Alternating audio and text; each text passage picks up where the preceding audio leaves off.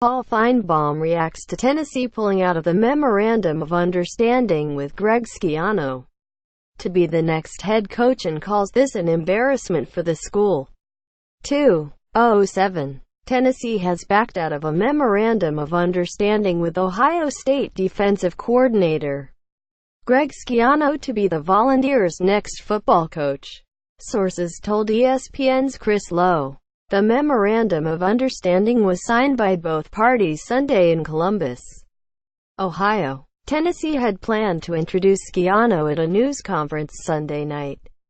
But when news broke that Tennessee was close to finalizing a deal with Schiano earlier Sunday, there was public outcry among Tennessee fans, with people citing his alleged connection to the Jerry Sandusky era at Penn State.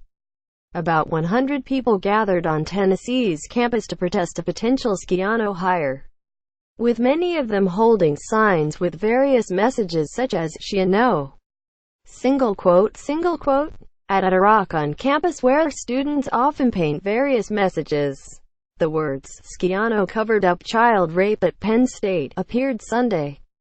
The rock on Tennessee's campus pictured on Sunday hours after the possibility broke that the Vols were considering Ohio State defensive coordinator Greg Schiano for their head coaching vacancy. WVLT-TV Local 8 News. Schiano, Urban Meyer's defensive coordinator at Ohio State for the past 2 seasons, and Tom Bradley, defensive coordinator under recently fired UCLA coach Jim Mora, were both Penn State assistants under Joe Paterno during Sandusky's tenure. Both have denied allegations of their knowledge of child abuse by Sandusky from a 2015 deposition by ex-Penn State assistant Mike McQueary.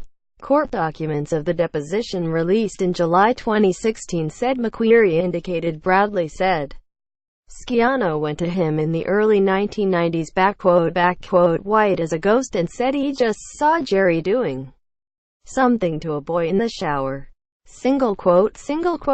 After the allegations became public, Meyer and Mora both defended their assistants' integrity.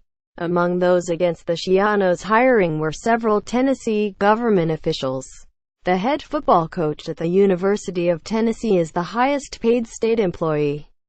Tennessee State Rep. Jeremy Faison said, "They're the face of our state. We don't need a man who has that type of potential reproach in their life as the highest-paid state employee. It's egregious to the people and it's wrong to the taxpayers." Faison was one of at least 3 state representatives who went on Twitter or issued statements to criticize the possibility of Tennessee hiring Schiano. Republican gubernatorial candidates May Beavers, Diane Black, Beth Harwell and Bill Lee also relayed their objections to a Schiano hire. State Rep. Eddie Smith tweeted that a Greg Schiano hire would be anathema to all that our university and our community stand for. Our Tennessee standards mean something, and a Greg Schiano hire would be anathema to all that our university and our community stand for. I sincerely hope that these rumors are not true, because even serious consideration would be unacceptable. Eddie Smith, at Repetti Smith, November 26, 2017. Schiano, 51, has spent the past 2 seasons as Meyer's assistant head coach and defensive coordinator. He now remains on the job at Ohio State preparing for Saturday night's Big Ten title game against Wisconsin. He had been out of coaching since 2013, after he was fired by the NFL's Tampa Bay Buccaneers following an 11-21 tenure in 2 seasons.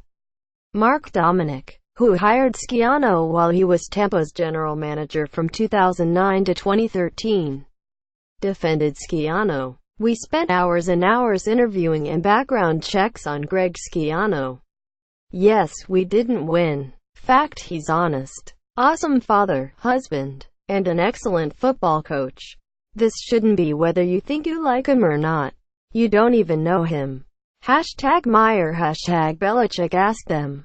Mark Dominic, at Mark de Meaningful, November 27, 2017. Schiano went 68-67 in 11 seasons as Rutgers head coach from 2001 to 11, guiding the Scarlet Knights to 6 winning campaigns and 6 bowl games in his last 7 seasons.